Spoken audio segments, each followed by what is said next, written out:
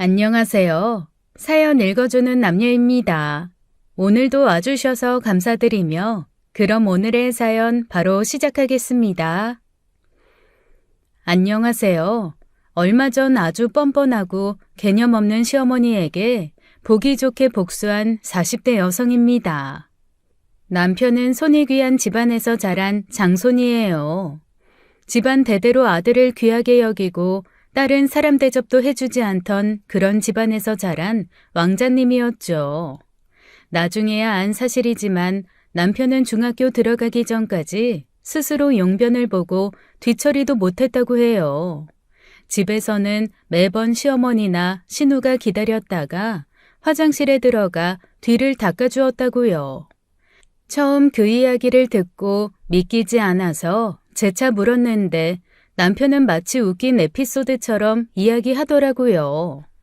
신우는 남편보다 2살 어린데 그러니까 11살까지 자기 오빠 똥 닦아주던 일을 해야만 했던 겁니다. 그러다 남편이 학교에서 볼일을 본 후 제대로 뒤처리를 안 해서 냄새가 나니까 놀림을 받게 됐던 거고요. 그러고 나서야 비로소 남편 스스로 하기 시작했는데 집에서는 하기 싫어 종종 대신해달라 신우를 불렀다고 해요. 그래서 신우는 11살까지 그 짓을 하다 질색하며 울고불고 나서야 그만두게 됐고요. 남편은 항상 아버님과 단이 정갈하고 깔끔하게 차려진 밥상에서 식사했답니다. 하지만 신우는 2사람이 다 먹고 난 후 잔반 처리하듯 뒤늦게 앉아서 밥을 먹어야 했고요.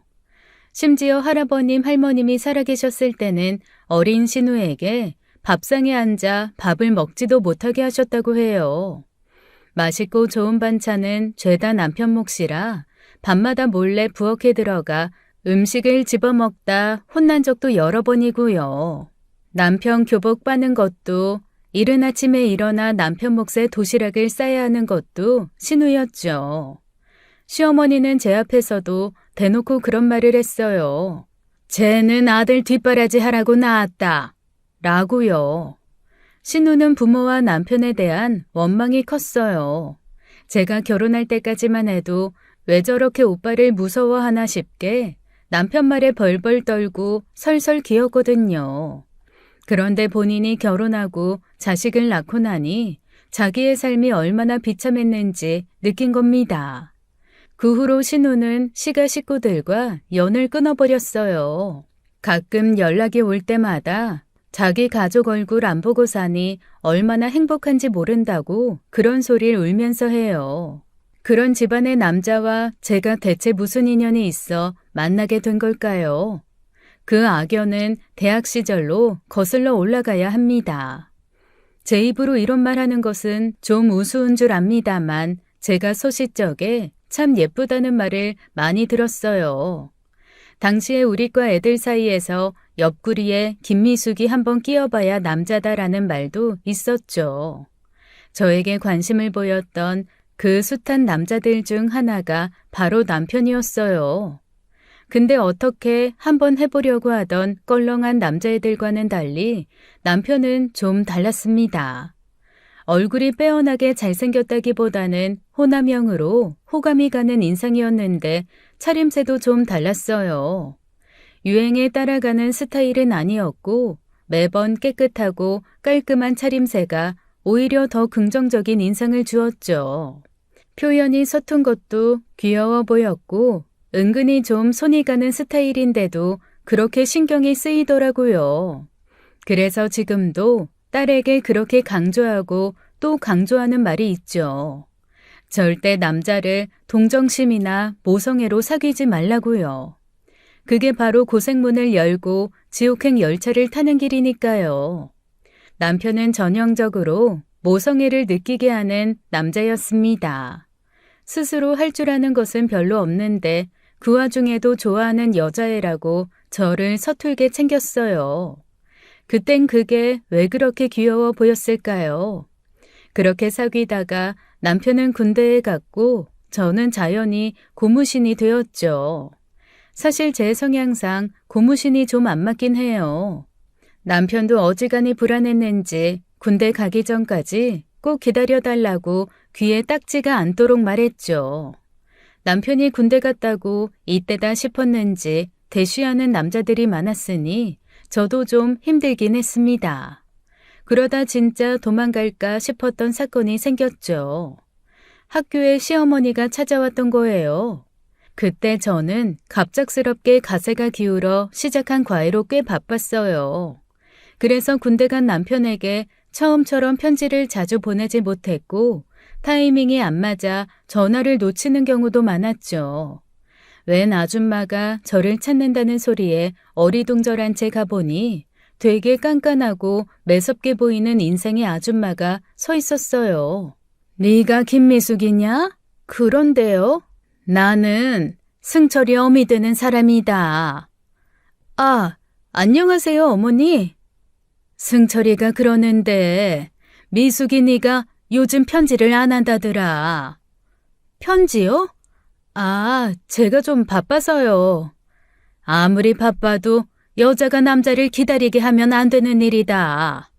승철이한테도 말했는데 바빠서 편지 자주 못 쓴다고요. 아무것도 못 보고 들어간 승철이 입장에선 얼마나 속이 타겠냐. 딴 남자 만나고 다니는 건 아니냐? 예?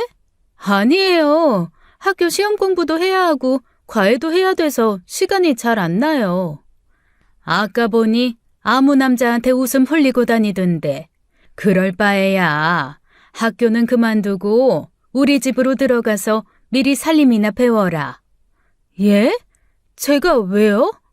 왜냐니? 너 승철이랑 결혼할 거 아니냐? 결혼 안 할 수도 있죠. 승철이랑 만나놓고 딴 놈한테 시집을 가겠다는 거야? 어휴, 어디서 이런 팔랑 까진 것을...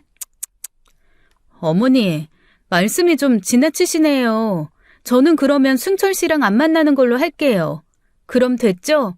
그럼 대신 전해주세요. 그만 만나자고 했다고요. 그런데 그 소식을 들은 남편이 군에서 난동을 부리는 바람에 이별이 어렵게 됐습니다. 제가 헤어지자고 했다고 죽어버리겠다, 타령하겠다 그랬나 보더라고요. 다시 찾아온 시어머니는 그 와중에도 저를 질책하시면서 그러게 자기가 뭐라 그랬냐고 나무라더라고요. 모든 게 다 제 잘못이니 얼른 전화해서 미안하다 그렇게 사과하라고 했고요. 근데 그땐 저도 어렸고 군대 들어간 애가 나 때문에 죽는다 어쩐다 한다니 얼마나 겁이 났겠어요. 결국 어쩔 수 없이 그런 게 아니라 어머님이 그러시길래 그랬다 그렇게 솔직하게 이야기하고 헤어지지 않겠다고 했죠. 그랬더니 남편이 집에 뭐라고 말했는지 시어머니가 또 찾아온 거예요. 세 번째 찾아왔을 때는 이미 학교에도 다 소문이 난 뒤라 나 못 봤다고 하라고 친구들에게도 신신당부를 해뒀었어요. 그래서 다행히 마주치지는 않았지만 그 뒤로도 찾아올까봐 얼마나 마음을 졸여야 했는지요. 그때 제가 어리지만 않았어도 어떻게든 벗어났을 텐데 그러지 못한 것이 어떻게 보면 천추의 한입니다. 남편은 제대 후에 대학 졸업도 안 했는데 대뜸 프로포즈했어요. 어떻게든 먹여 살릴 테니 제발 결혼만 해달라고 하더라고요. 제가 먼저 사회생활을 하는 것이 너무 불안하고 무섭다면서요. 저밖에 모르던 사람이고 평생 한눈 팔 일은 없겠다 싶을 만큼 해바라기라 그거 하나는 괜찮았어요. 시어머니 때문에 조금 식은 마음이야 만나다 보니 조금씩 다시 달아오를 때도 있으니 만날만은 했죠. 군대 다녀온 뒤에는 좀 남자답게 변한 것도 있어서 전에 없이 설레던 날도 있었고요. 근데 문제는 그 집 어머니였어요. 저한테 말도 안 하고 집에 결혼 이야기부터 꺼내는 바람에 저는 또 호출당했죠. 남편이 분위기 잡는답시고 경양식 레스토랑으로 불렀어요. 그러곤 주문한 돈가스가 와서 썰어 먹으려는데 남편이 자기 것을 열심히 썰더니 저를 준 거예요. 저한테는 그게 너무 당연한 일이어서 고맙다고 하면서 받았는데 갑자기 시어머니 손이 불쑥 튀어나왔죠. 어디서 배워먹은 버르장머리냐? 네? 어디서 남자한테 식사 시중을 들게 해? 제가 해달라고 한 거 아닌데요? 받아 먹었잖냐? 아, 승철아, 그냥 너가 먹어. 너 때문에 괜히 나 혼났잖아. 아, 엄마 왜 그래? 내가 좋아서 해준 건데. 네가 왜 얘 고기를 썰어줘? 얘는 손이 없어? 손이 있든 없든 내가 썰어주고 싶어서 그런 건데 왜 그러냐고. 아, 미숙아, 그냥 먹어. 나 이거 먹을게. 아, 됐어. 줘. 뭐냐? 네? 그 표정 말이다. 평소에도 내 아들한테 그렇게 온갖 짜증이 다 섞인 얼굴을 보이는 거냐? 네? 정말 네 하고 반문하는 것밖에는 할 말이 없었습니다. 사사건건 시비를 걸지 못해 안달난 사람처럼 구니 제가 할 말이 있겠나요? 시어머니가 어떤 사람을 원하는지 너무 잘 알았지만 저는 그렇게 고분고분한 성격도 아니었습니다. 저 좋다고 한 남자가 널리고 널렸는데 뭐하러 그런 자리에서 그저 그런 취급을 받아야 하나요? 어차피 다시 볼 사람도 아니라는 생각에 그냥 그 자리에서 일어났죠. 지금 뭐 하는 거냐? 참 탕돌한 계집애구나. 어쩌다 너 같은 것에 홀려서는. 어머니, 대체 제가 왜 그렇게 마음에 안 드세요? 제가 특별히 잘못한 것도 없는 것 같은데. 그냥 다 마음에 안 든다. 내 아들한테 고분고분하지 않은 것도, 내 아들이 상점 모시듯 하는 것도, 대학까지 나왔으니 얼마나 잘난 체를 하면서 남편 알기를 우습게 알겠냐? 어머니랑 전 진짜 안 맞는 것 같네요. 내가 굳이 승철이한테 이유 없이 고분고분 할 필요도 없는 것 같고, 승철이 저 그렇게 상점 모시듯 하는 것도 아닌데 그렇게 보신다니 유감이에요. 그리고 대학 나왔다고 잘난 체 하는 것도 아니고요. 승철아, 아무래도 너희 엄마는 내가 마음에 안 드는 모양이야. 우리 그만 만나자. 그럼 실례하겠습니다.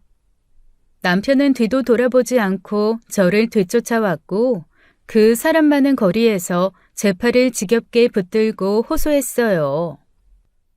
미숙아, 이렇게 가버리면 어떡해. 나는 어쩌란 말이야. 나 너밖에 없어. 너 아니면 결혼도 안 하고 혼자 평생 늙어 죽을 거야. 너가 혼자 늙어 죽든지 말든지 그게 나랑 무슨 상관이니?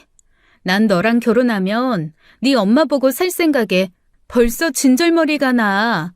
아마 아주 호되게 시집살이 시키시는 분이시겠지. 난 그렇게 못 살아. 그렇지 않아. 내가 말려줄게. 엄마가 너한테 함부로 하면 나 또 죽어버리겠다고 할 거야. 그렇게 제 팔을 붙들고 절절 매는 남편 뒤로 뒤따라 나온 시어머니가 보이더라고요. 어처구니가 없다는 듯이 쳐다보고 있는 게 어쩐지 고소하기도 했어요. 하지만 집에 와버린 후 한동안은 또 피해 다녔습니다. 회사로 찾아오면 찾아오지 말라, 너네 엄마랑 엮이기 싫다, 진절머리를 내며 도망쳤죠. 그렇게 며칠을 보내니 또 시어머니가 찾아온 거예요. 남편 피하듯 도망치려 하니 제 손목을 우악스럽게 잡아채고는 무시무시한 눈으로 저를 노려보더라고요. 그러면서 마치 자기가 엄청 선심을 썼다는 듯이 결혼을 허락해주겠다고 하더라고요. 제가 결혼을 하겠다고 한 것도 아닌데 말입니다. 거기다 더 가관은 조건을 붙였다는 거예요. 단 우리 집에 들어와 사는 게 조건이다.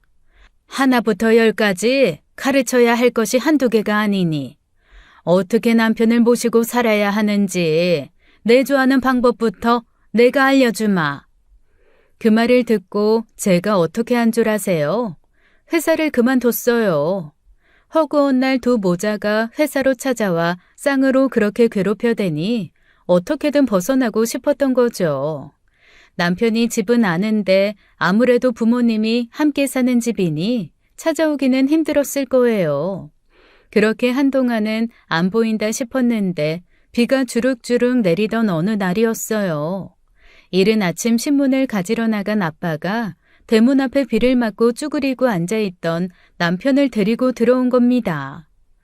승철아, 너 뭐야? 미수가, 나 집 나왔어. 뭐? 저와 우리 가족들이 얼마나 황당했겠어요. 시어머니만 아니었으면 진작 결혼해서 같이 살 수 있었는데 엄마가 결혼을 회방 놓는 것 같다면서 가출한 거예요. 그날 밤 아빠가 남편을 데리고 술 한잔을 하면서 이런저런 이야기를 많이 했나 봐요. 그러면서 그래도 남자가 저만한 수뇌보를 갖긴 어렵다고 그거 하나만 보고 결혼해도 힘들진 않을 거라고 하셨죠. 아버지도 약간 고리타분한 생각이 있는 사람이라 시어머니가 한 요구가 그렇게 무리는 아니라고 생각했던 거예요. 분명한 건 그날 남편을 보고 좀 안쓰러운 마음이 들었다는 겁니다. 모성애를 자극하는 남자라고 했죠. 그날도 남편은 비에 젖은 길 잃은 강아지 같은 얼굴로 저를 쳐다보는데 백기를 들 수밖에 없었어요. 어머님, 진짜 대단하신 거 알지? 어? 우리 엄마가? 칭찬 아니야. 아마 너 장가 가긴 힘들 거야. 미수가, 내가 진짜 잘할게. 우리 엄마 때문에 속상한 일 없게 내가 잘하면 되잖아. 자신 있어? 진짜 자신 있어. 내가 엄마가 너한테 한마디도 못하게 내가 제대로 막아줄게. 알았어. 근데 난 절대 합가는 못해. 절대로. 알았어. 나도 너랑 단둘이 살고 싶지. 엄마랑 살긴 싫어. 그렇게 가출한 남편은 승전보를 가지고 오겠다고 하며 자기 집으로 떠났죠. 그리고 바로 그날 전화가 왔습니다. 미수가, 나 결혼 허락 받았어. 합가도 안 해도 된대. 신혼집은 시댁과 친정집 딱 중간 지점에 잡았어요. 일부러 그런 것은 아닌데 어쩌다 보니 딱 그쪽에 적당한 집이 있었던 것 뿐이죠. 첫 번째 집은 24평형의 아파트였는데 시댁에서 해준 거예요. 시아버지께서 돌아가시면서 남겨주신 재산이 꽤 있었고 보나마나 그 재산은 다 남편 몫이었고요. 물론 감사한 마음이야 있었지만 그걸 빌미로 시도 때도 없이 찾아와 간섭할 것을 알았더라면 안 받았을 겁니다. 와서 냉장고며 찬장을 죄다 열어보고 꼭 훈수를 뒀어요. 남편도 저도 불만 없이 살고 있는데 시어머니 입에서는 불평불만이 끝도 없이 나왔습니다. 그리고 웃긴 건 신혼 초에 매번 시누이를 달고 왔다는 거예요. 왜 달고 왔는지 아시겠어요? 남편이 저한테 이래라 저래라 시키고 쓴소리하는 거 싫어하니 시누이 시켜서 일하게 하려고 한 거예요. 승철이 속옷은 어딨냐? 속옷이요? 서랍장에 있죠. 말고 입던 거 말이다. 입던 거요? 그거야 당연히 세탁기 안에 있죠. 뭐야? 그 길로 시어머니는 세탁기에 가서는 온갖 빨래더미와 함께 섞인 남편의 속옷을 찾아내더라고요. 그것도 제 속옷까지 한 번에요. 저희 엄마는 속옷을 따로 꺼내 빠는 스타일이었지만 세탁기가 있는데 그 고생을 왜 하나요? 어차피 다 깨끗하게 빨아지는 건데. 저는 빨랫감은 색이 물드는 것만 빼고 한 대 모아 빨았어요. 근데 시어머니는 세탁기 안에 남편과 제 속옷을 한 대 섞어 빠는 것이 그렇게 못마땅했던 거예요. 아니, 너 지금 제정신이냐? 제가 왜요? 속옷 같은 건 따뜻한 물에 불려서 조물조물 조심히 빨아야지. 어디 가장 속옷을 세탁기에 넣어? 그것도 네 속옷이랑 한 대 섞어서. 속옷이든 겉옷이든 똑같은 빨랫감인데 뭐하러 힘들게 손으로 빨아요? 아유.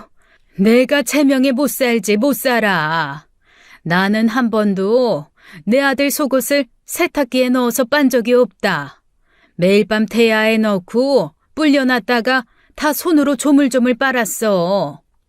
그러다 손목 나가요, 어머니. 편하게 빨래하라고 똑똑한 사람들이 머리 맞대고 고안한 기계가 세탁기인데 왜 힘들게 손빨래를 해요? 내가 너랑 말을 해서 뭐하니? 지수가 이것 좀 가져가서 화장실에서 빨아라. 시어머니는 자연스레 남편 속옷을 시누이에게 건넸고 시누이는 또 그걸 고분고분 받아서 화장실로 가는 거예요. 어찌나 황당하던지 저는 뜨악한 얼굴로 쳐다만 보고 있었죠. 그 밖에도 서랍장 일일이 다 열어보고는 제 속옷이 제일 윗칸에 있는 것도 뭐라고 하셨어요. 어디 여자가 남자 위에 있으려고 하냐며 본인이 손수 죄다 꺼내 제 속옷을 제일 아래 칸으로 옮겼고요. 온 집안을 돌아다니면서 굳이 남편 물건을 제 물건 위로 올리는 수고를 마다하지 않으셨어요. 게다가 한 번은 어머님이 다녀가신 후 제 베개 속에서 노란 부적 하나가 나온 겁니다. 너무 꺼림칙하고 무서워서 남편에게 질겁하며 쏘아붙였고 남편도 놀라 어머님께 연락했더니 뭐라고 하는 줄 아세요? 제 기 누르는 부적 넣어놨다고 하더라고요. 제가 기가 세서 남편이 기가 죽어 살면 가정이 무너지고 대가 끊긴다고 하면서요. 어이가 없어서 당장 불태워버리고는 한동안 어머님 뵙지 않겠다고 하기도 했었습니다. 그러다 아이를 갖게 되자 어머님이 갑자기 사근사근 굴면서 잘해주시는 거예요. 그래도 핏줄을 가졌다고 좋긴 좋으시나 보다 하면서 웃기더라고요. 그래서 첫 아이 낳기 전까지 호사 아닌 호사 좀 드렸습니다. 함께 저녁을 해먹을 때는 남편이 숟가락 들기 전에 그냥 먹기 시작했어요. 장유 유서로 보자면 식탁에서 가장 먼저 수저를 들어야 하는 건 시어머니인데 시어머니는 꼭 남편을 기다렸거든요. 그래서 제가 보란 듯이 수저를 들어 밥을 먹었죠. 못마땅해 죽겠다는 얼굴로 저를 노려보셨지만 장손을 가졌을지도 모르니 군소리 못하시고요. 뱃속에 아이가 딸인 것을 알게 됐는데 미리 스트레스 받고 싶지 않아 나을 때까지 말은 안 했어요. 기대에 부풀어 병원에 찾아왔던 어머니께서는 성별을 확인하시자마자 집으로 가버렸죠. 어머님답다고 생각하면서도 서운한 마음은 어쩔 수 없더라고요. 그래도 남편의 자식이고 우리의 첫아이인데 어떻게 그렇게 고생했다 한마디 없이 쌩안이 가버릴 수 있나 싶어서요. 저한테도 정말 눈에 넣어도 안 아플 자식이라는 말이 딱이었어요. 첫딸이라 그런지 남편을 닮아 그런지 장손을 바라던 남편도 딸을 정말 예뻐했어요. 우스갯소리로 자기 집 딸이었던 시누이가 어떻게 자랐는지 이야기하면서 그제야 좀 미안한 마음을 갖더라고요. 그때 용변 뒤치다꺼리 한 이야기도 들은 거예요. 진짜 아가씨는 보살이다 보살. 나 같으면 오빠고 뭐고 그냥 머리카락 다 뜯어버렸을 거야.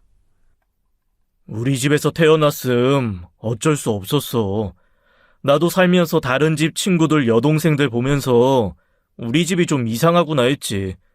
어렸을 때는 다들 그렇게 사는 줄 알았지. 남자는 하늘, 여자는 땅. 어디 가서 우리 지연이가 그런 취급 받는다고 생각해봐. 나는 피가 거꾸로 솟아서 못 참아. 당연하지.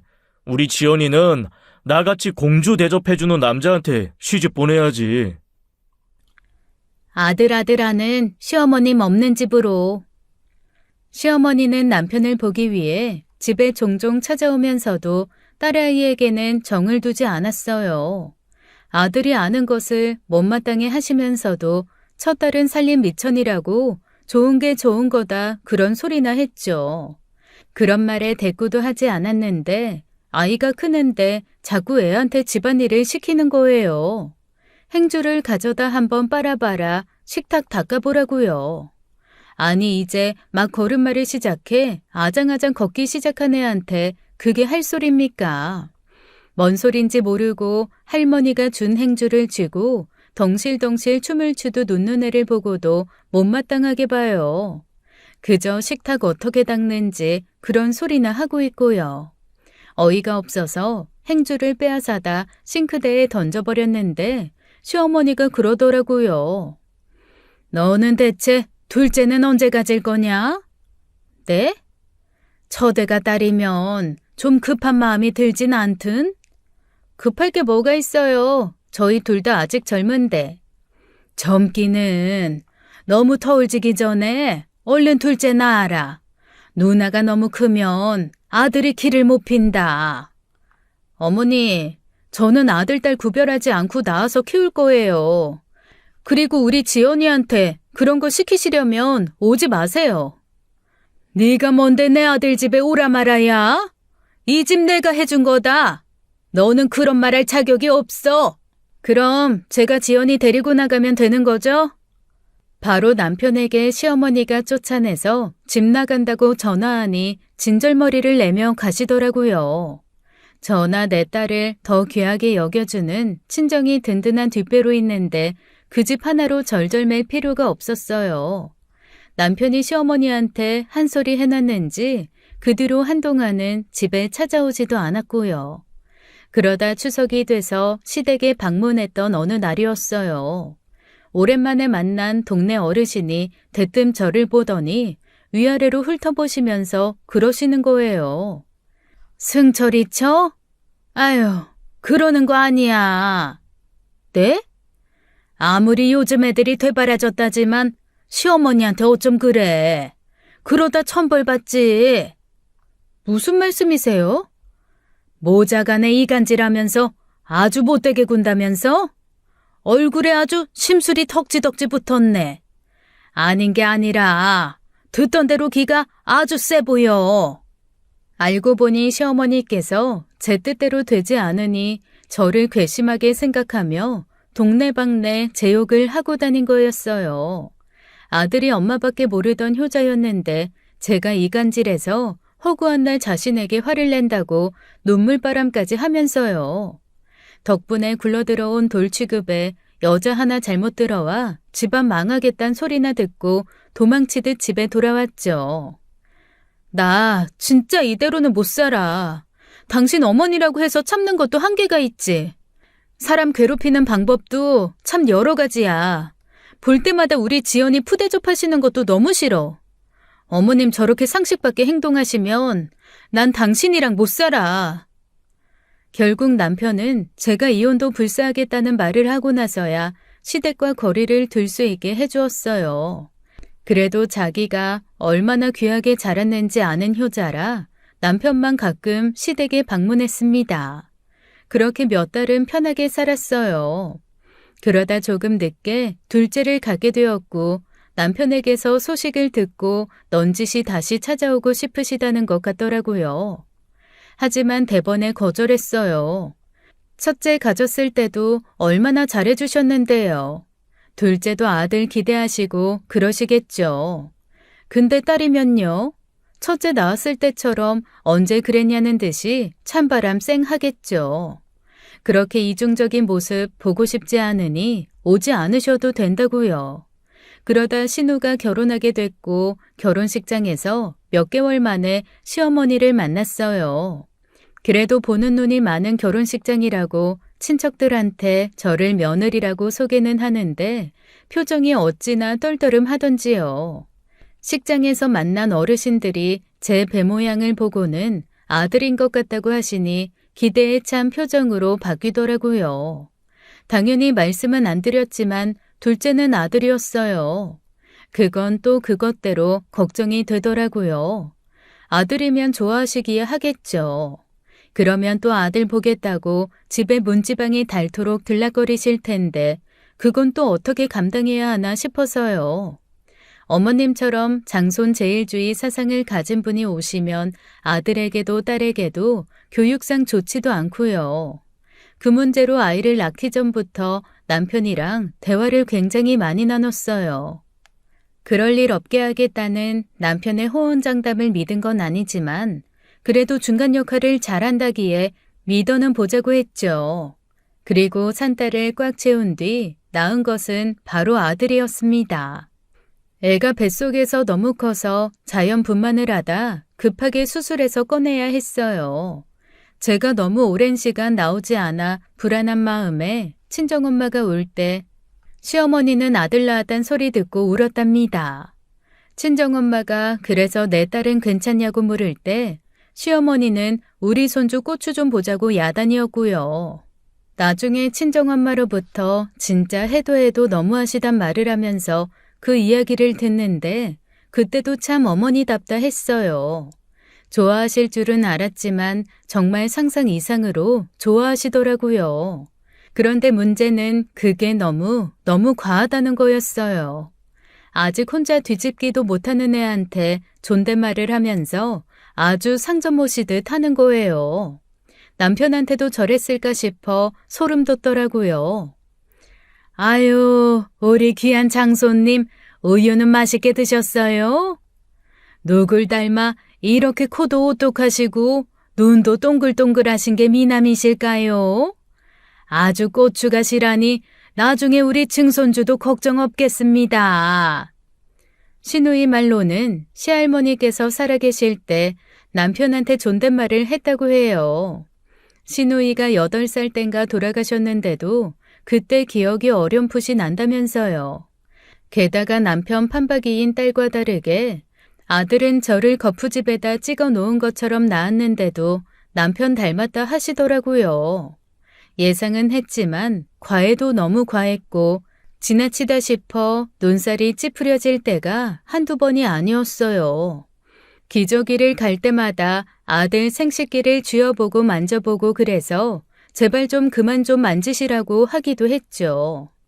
그랬더니 뭘 모른다고 어렸을 때부터 그렇게 만져줘야 나중에 큰다고 아주 별 희한한 소리도 다 하고요.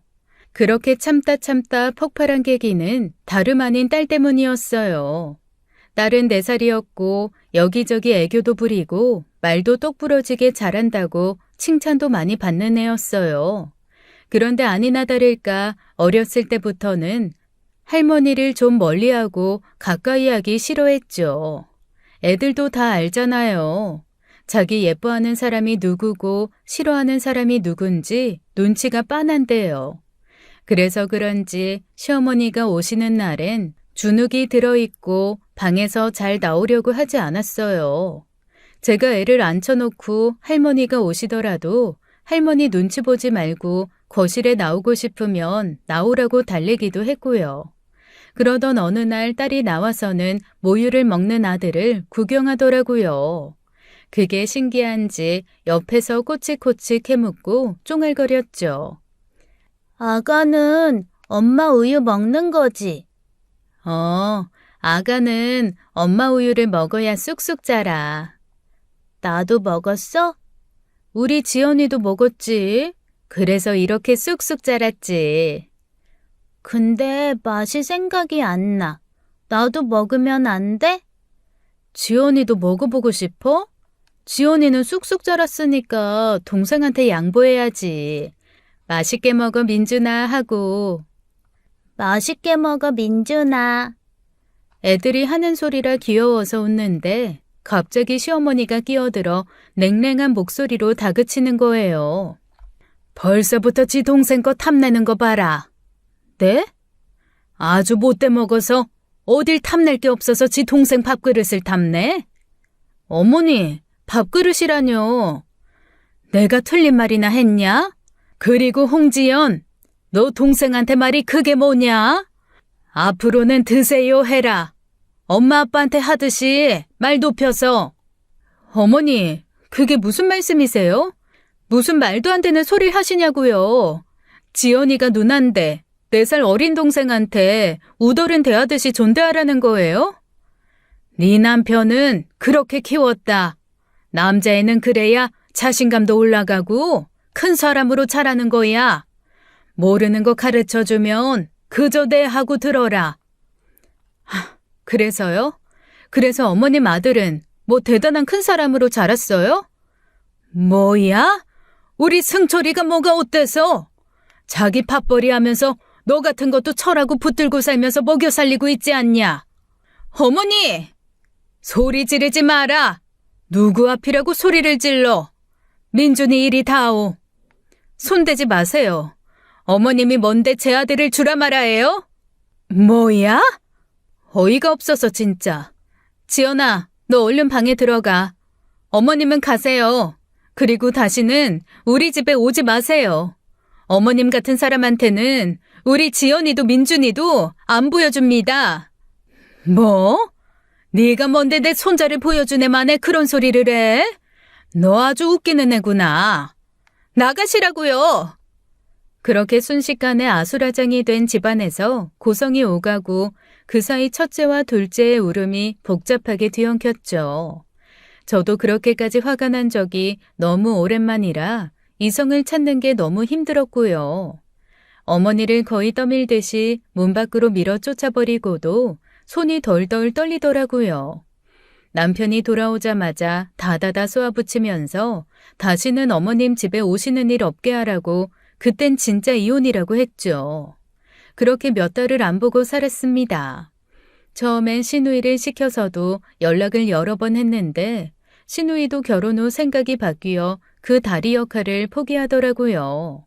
저야 안 보고 사니 좋았고 시어머니 오실 때마다 주눅든 딸을 보지 않아서 좋았습니다. 근데 남편은 또 다르겠죠. 아무리 그래도 자기 부모인데 마음이 편했겠습니까? 그 마음은 이해하니 전처럼 혼자 방문하는 거야 모른 척 눈 감아준 거죠. 그런데 시어머니가 매일같이 전화해서 다 죽어가는 노인네 흉내내며 죽는 소리를 하는 거예요. 시누이 말로는 동네방네 어르신들 만날 때마다 피죽도 못 먹은 사람처럼 그렇게 끙끙 앓으신대요. 며느리 하나 잘못 봐서 자기 아들도 장손도 제대로 못 보고 산다고요. 남편은 나이든 어머니 모습에 마음이 약해졌고 만날 때마다 울면서 장손을 찾으니 어쩔 수 없었던 것 같아요. 결국 어렵게 이야기를 꺼내더라고요. 당신한테 며느리 돌이 해달란 소리는 안 할게. 애들만 좀 보여드리자. 기어이 어머님 뜻대로 해주겠다는 거네? 엄마가 옛날 사람이라 실언을 한 거야. 미안하다고 하셨어. 지연이한테도 좋은 할머니가 되어야 하는데 이제 그럴 기회가 없어 어쩌냐고 우시더라. 어머님이? 어머님이 지연이한테 좋은 할머니가 되겠다고 하셨단 말이야? 그래. 막상 안 보고 사려니 눈에 밟히시는 거지. 지연이 어른들한테 얼마나 예쁨 받는 애야. 아무리 아들 하시던 엄마도 지연이 애교에 넘어가신 거지. 지연이가 언제 어머님 앞에서 애교를 부렸다고. 한 소리 들을까봐 그 작은 게 어머니 눈치를 얼마나 살폈는데.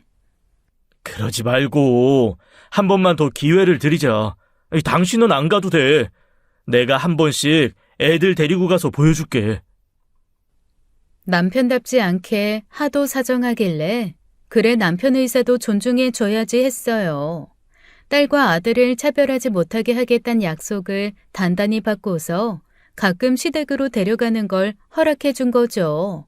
그러라 해놓고 싫다는 딸을 억지로 데려가게 하고 싶진 않아 남편 보고 설득해보라고 했어요. 뭐라고 설득을 한 건지 싫은 얼굴을 하면서도 남편을 따라 나섰는데 걱정과 달리 즐겁게 놀다 왔나 보더라고요. 진짜 심경에 변화가 있었던 건지 딸이 좋아하는 과자도 사놓고 우리 손녀 했다더라고요.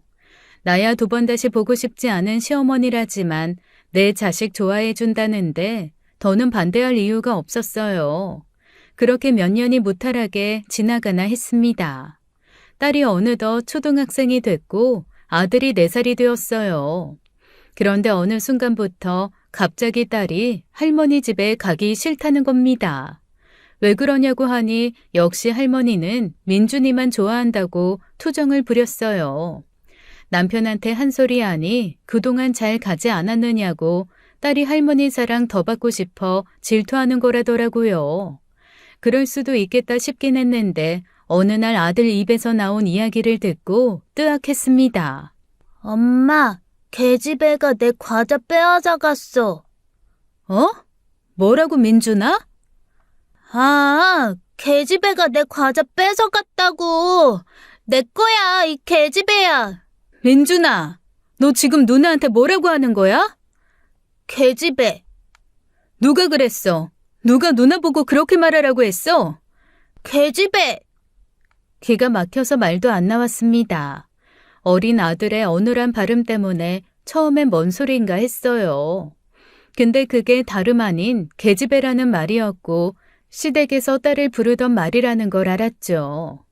딸을 불러다 자초지종을 물으니 모른 채 하며 자꾸 딴짓하고 딴소리를 하는 거예요. 그러면 안 되는데 너무 속이 상하고 놀라서 딸을 다그치면서 혼내듯이 물었더니 엉엉 울면서 그러더라고요. 할머니가 그랬다고. 할머니 집에 갈 때마다 민준이한테만 좋은 거 주고 자기한테는 작고 가지기 싫은 것만 준다고요. 그래서 민준이가 가진 게 갖고 싶어서 빼앗으려고 하면 계집애는 고추 달린 것한테는 그러면 안 된다고 했답니다. 열받아서 그 길로 시어머니한테 전화했죠. 어머니, 애들 앞에서 지연이 보고 계집애라고 했어요? 너는 몇 년 만에 전화해선 다짜고짜 뭐라는 거냐? 애들 앞에서 지연이 계집애라고 하면서 무시했냐고요? 그게 왜 무시냐? 당연한 소리를 한 건데. 그러면 지연이가 계집애지 아들이냐? 제가 말씀드렸죠. 애들 아빠한테도 신신당부해서 보냈어요. 지연이 딸이라고 차별하지 말고 민준이 아들이라고 편애하지 마시라고요. 내가 내 손주 편애 좀 하겠다는데 왜 네가 야단이야? 내가 지연이를 때리기를 했냐? 밥을 굶겼냐? 그래도 네 딸은 시대를 잘 타고 나서 그 대접을 받는 거야. 지숙이었으면 상상도 못할 일이다. 어딜 그깟 일로 전화를 해서 큰 소리야? 진짜 구제불능이시네요. 앞으로는 지연이도 민준이도 어머님한테 보여줄 일 없을 겁니다. 애들 아빠한테 눈물 보이셔도 소용없어요. 차라리 이혼하고 말 거예요. 오래 간다고 했죠. 나아지고 있구나 싶어 했던 제 잘못입니다. 기대할 걸 기대했어야죠. 미리 알아서 망정이지 몰랐더라면 아들이 딸을 얼마나 무시하면서 컸겠습니까? 제 앞에서야 안 그런 척하면서 제 할머니 등에 업고 누나를 괴롭혔을지도 모르죠. 그게 당연하다고 생각하며 자랐던 남편처럼 말이에요. 남편 오자마자 한바탕 했고 결국 남편도 뜻을 꺾고 아이들을 보여주지 않는 것으로 합의했습니다. 효자 노릇을 덜하더라도 곧 죽어도 이혼은 싫은 사람이고 애들 망가지는 건 더 싫다는 사람이니 다행이었죠. 그렇게 시어머니와 연을 끊고 산 지 7년이 되었습니다. 길다면 길고 짧다면 짧은 세월이에요. 어느덧 딸은 어엿한 중학생이 되었고 장난꾸러기 아들도 씩씩한 초등학생이 되었죠. 시댁에서의 기억 때문에 그 뒤로 누나에게 버릇없이 굴면 어쩌나 싶었는데 아들의 나쁜 버릇은 빨리 잡혔습니다. 그때 남편도 아들이 제 뜻대로 되지 않을 때마다 누나에게 계집애라는 소리를 하는 걸 보고 좀 충격을 받았어요. 아니다 싶으니 7년을 애들을 보여주지 않았겠죠. 시어머니는 손주 재미 보다가 뚝 끊긴 게 아쉬웠는지 한동안 시누이를 찾았었다고 합니다. 시누이도 애를 낳고 보니 원망스러우면서도 자식을 예뻐해주니 뭔가 인정받는 것 같고 기뻤다고 하더라고요. 신우도 아들 하나 딸 하나예요. 공교롭게도 딱 신우도 첫째 아들, 둘째 딸 그렇게 낳은 거죠. 그런데 시어머니가 아들과 딸을 차별하는 것을 볼 때마다 신우는 자꾸 잊고 싶었던 어린 시절이 떠올랐던 거예요. 그러다 결국 저 못지않은 고성이 오가며 관계가 파투가 나버렸던 겁니다. 그 어린 3살짜리 딸이 멋모르고 던진 장난감 레고에 아들이 맞는 일이 있었대요. 그런데 시어머니가 그걸 보고 어딜 오빠한테 장난감을 던지냐고 그 작은 애 머리를 쥐어 박았던 거예요. 애도 울고 신우도 울고 울분이 쌓여 그가 못했던 말을 다 토해내면서 죽더라도 연락하지 말라고 했답니다. 자기 똥도 못 닦을 그 어린 나이에 똥 닦아달라고 엎드려 있는 오빠 뒤를 닦아주던 마음이 오죽했을까요. 제 입에 들어가는 것까지 빼서 오빠를 줘야 했으니 말이에요. 직접 싸는 도시락도 소시지는 항상 오빠 몫이었다고 합니다. 학교에 급식실이 생길 때까지 직접 도시락을 싸야 했는데 그게 그렇게 부러웠대요. 자기가 달걀물을 묻혀다가 만든 건데 소시지는 개수까지 세어 전부 오빠 도시락으로만 들어갔다고요. 그래서 한 번은 어머님 눈치를 보고 몰래 소시지 하나를 밥알에 묻어놓았다고 합니다. 종일 급식 시간만 기다리면서 밥 밑에 숨겨둔 소시지만 기다렸는데 언제 뺐는지 그새 그 소시지 하나도 없었다고요. 그때 그 기분이 지금도 안 잊힌다고 하면서 신우가 우는데 남편이 그런 것도 아닌데 어찌나 남편이 얄밉던지요. 제가 어떻게 그 마음을 다 알겠습니까마는 시어머님이 어떤 사람인지 아니 종종 시누이 하소연 들어주며 지냈어요. 남편은 효자는 포기 못하겠다고 아들 노릇만은 하겠다고 시댁에 자주 드나들었어요. 최근엔 그 횟수가 늘었는데 몇 번이나 애들이랑 유원지에 놀러 가는 것도 미루면서 가더라고요. 또 이번 주에는 같이 놀아준다고 그렇게 약속해놓고선 애들이 실망할 텐데. 그럼 어떡해. 아프시다는데. 나이가 드셔서 여기저기 안 아프신 곳도 없고. 참 걱정도 팔자다. 모르긴 몰라도 어머니 100세까지 사실걸? 너가 못 봐서 그래. 엄마 얼마나 나이 들었는데. 볼 때마다 마음이 좀 그래. 고생만 하신 것 같아서. 그래, 당신은 좀 반성해야지. 당신 귀하게 키우다 다 늙으셨겠다. 말을 왜 그렇게 하냐? 당신은 어머니가 아직도 그렇게 미워? 밉고 말고는 없어. 그냥 만나고 싶지 않은 거지. 당신은 맨날 어머니 변했다, 정 같지 않다 그러지만 그건 당신한테나 그런 거야. 아가씨 저러는 거 보고도 모르겠어? 지숙이 걔라도 좀 엄마 챙기고 그랬으면 좋았을 텐데 참. 다 어머님 자업자득이네요. 남편이 애들과 약속을 번번이 어기는 것은 좀 이상하다고 생각은 했어요. 무엇보다도 좋은 아빠가 되겠다는 것에 강한 욕심이 있던 사람이고 정말 약속은 지키고 싶은데 어쩔 수 없어 보였거든요. 그래서 진짜 어머님이 어디 아프시나 싶어 조금 신경은 쓰이더라고요. 아무리 영 끊고 사는 사이라지만 아프시다고 하면 제 마음도 편하진 않겠죠. 며느리 도리에 욕심은 없지만 남편한테 지을 수 없는 응어리가 생길 수도 있겠다 싶어서요. 그래서 가겠다는 사람 붙잡아 애들이랑 놀아달라 그러지는 못했습니다. 그런데 그 잦은 시댁 방문에 상상도 못할 진실이 숨겨져 있을 거라고는 누가 상상이나 했겠습니까? 저는 아직도 그 일을 떠올리면 하도 기가 막혀서 자다가도 벌떡벌떡 일어나요. 허공에다 대고 미친 사람처럼 욕을 퍼붓기도 하고 아각 소리를 질러대며 자다 놀란 애들이 뛰어온 적도 있습니다. 제가 오죽했으면 애들 앞에서까지 그런 모습을 보였을까요? 몇 주 전이었어요.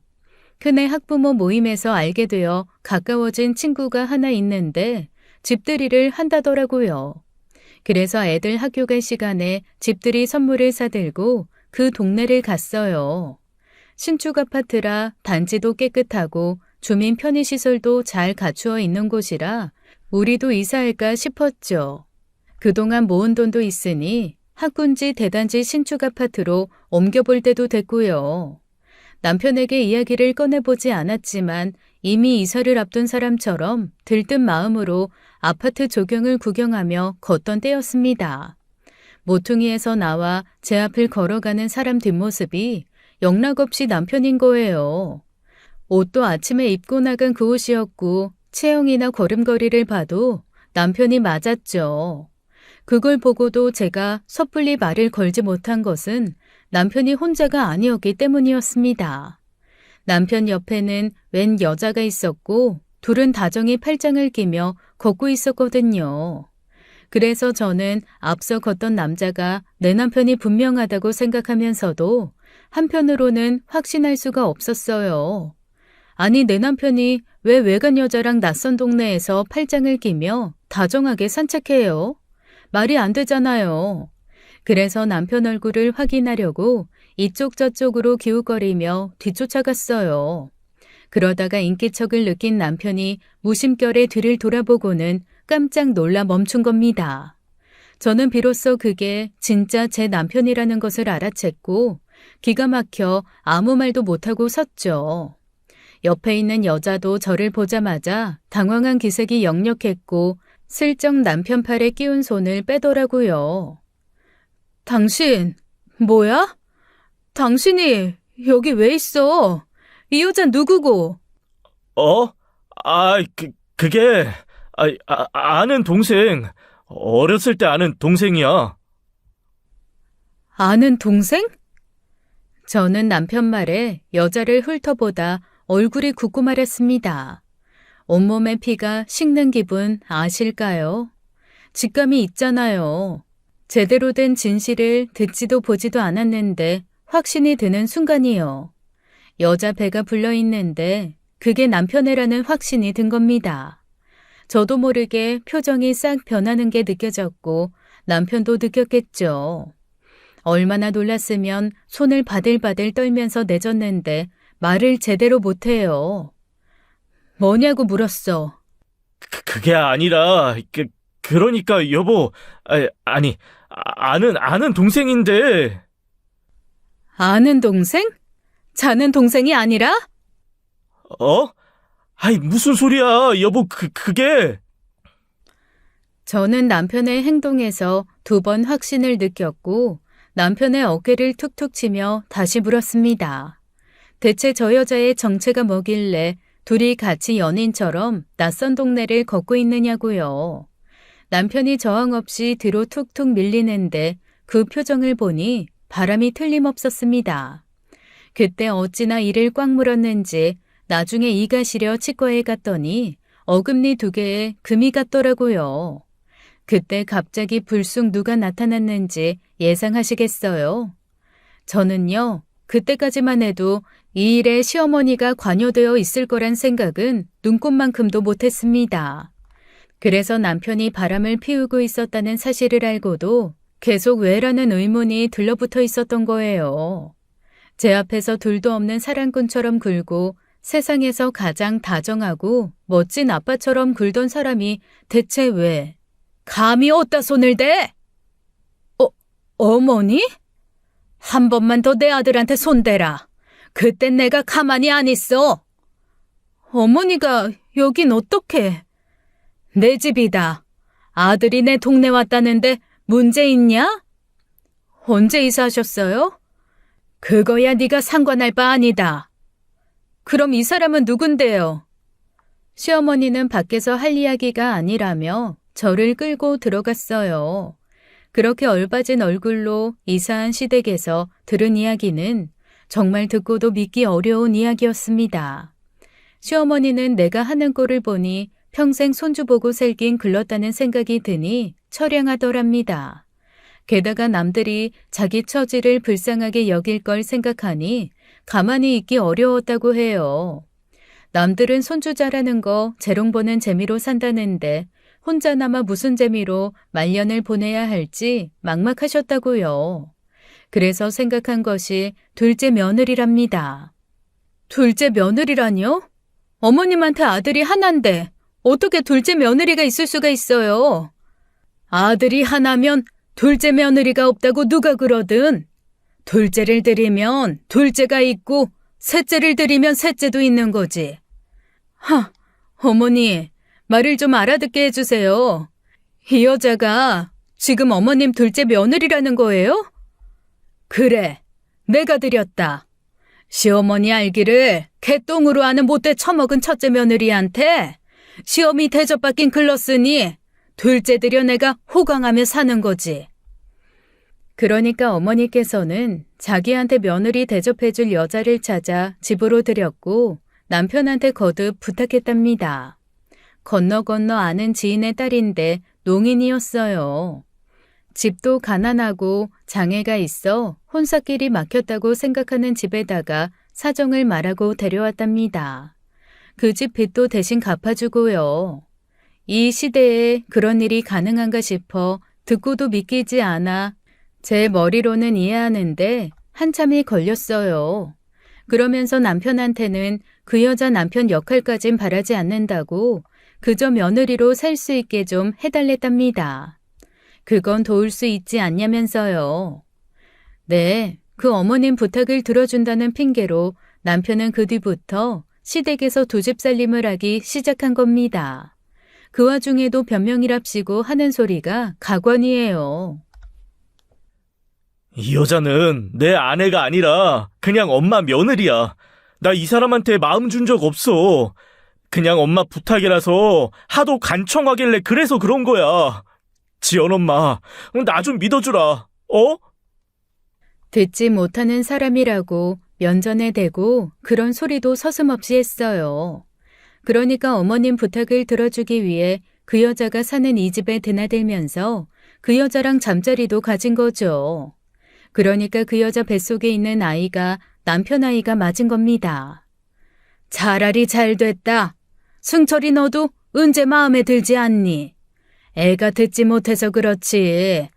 참하고 아주 똑 부러지는 게 살림도 잘한다. 뭐 하나 마음에 안 드는 구석이 없어. 게다가 뱃속에 애도 아들이란다. 이참에 갈라서라. 갈라서고 이 아이 호적에 올릴 준비나 해라.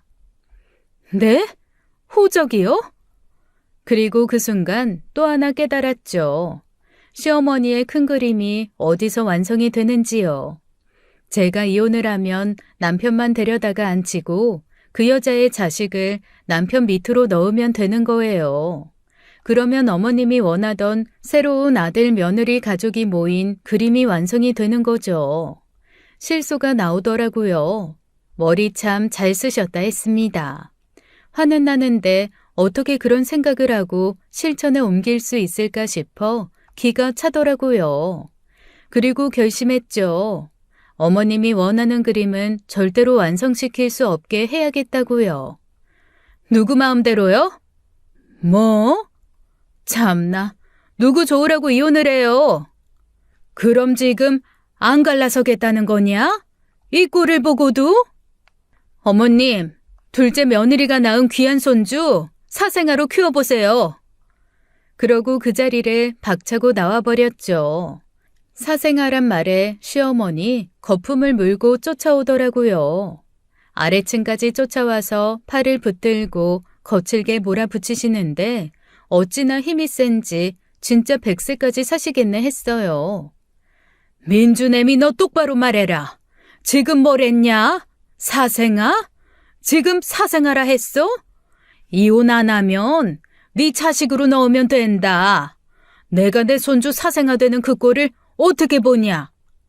왜 어머님 둘째 며느리가 있는데 제 자식으로 넣어요? 그런 생각은 안 하셨나 봐요.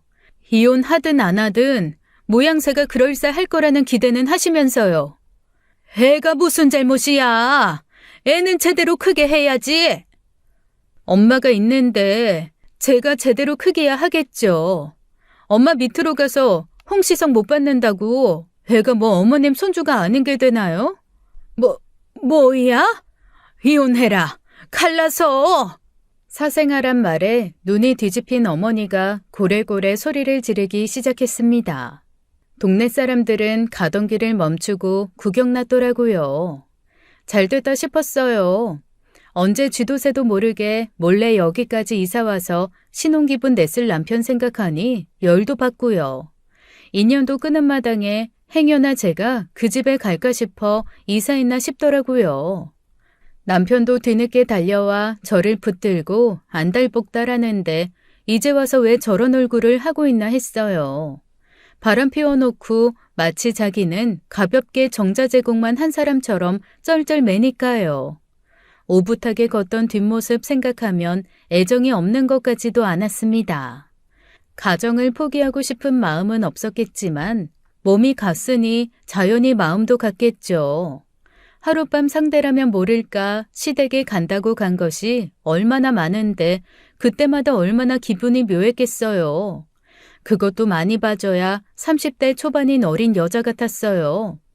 어머님 뜻대로는 못해주겠다는 생각만 하다가 그 생각을 하니 또 열불이 뻗치더라고요. 무릎 꿇어. 어? 지금 당장 내 눈앞에서 무릎 꿇라고. 아이, 알았어. 아이, 그러면 나 용서해줘. 지연 엄마. 나 용서해주는 거지? 이깟 무릎 100번이고 더 꿇을 수 있어. 아무것도 아니야. 그러니까 제발. 홍승철, 너 지금 뭐 하는 거야? 어서 일어나지 못해? 아이, 엄마 좀 놔봐. 엄마가 내 인생 책임질 거야? 엄마 때문에 지금 이 꼴이 뭐냐고. 내가 안 한다고 했지? 내가 싫다고 했잖아. 지연 엄마, 내가 이렇게 빌게. 미안해.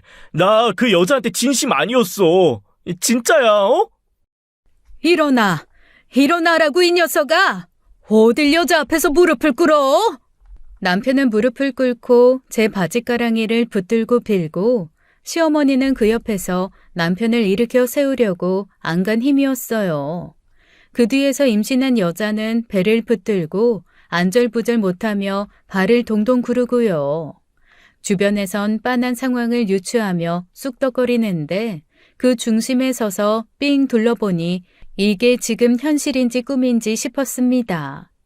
결국 그날은 시어머니가 분을 못 이겨 그 자리에서 혼절함으로써 마무리되었어요.